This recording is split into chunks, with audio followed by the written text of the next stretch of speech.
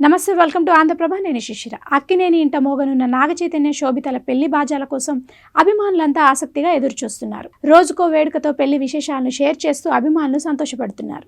అక్కినేని ఇంట పెళ్లి పెద్దలు, కాబోయే వధూవరులు నాగచైతన్య శోభిత దులిపాల్ల వధూవరుల మంగళ స్నానాల వీడియోస్ నెట్టింట తెగ వైరల్ అవుతున్నాయి. సాంప్రదాయ చీరకట్టుతో పెళ్లి కూతురు ముస్తాబులో శోభిత మెరిసిపోతూ సిగ్గులొలికిస్తున్న ఫోటోలు కూడా నెట్టింట బాగా వైరల్ అవుతున్నాయి.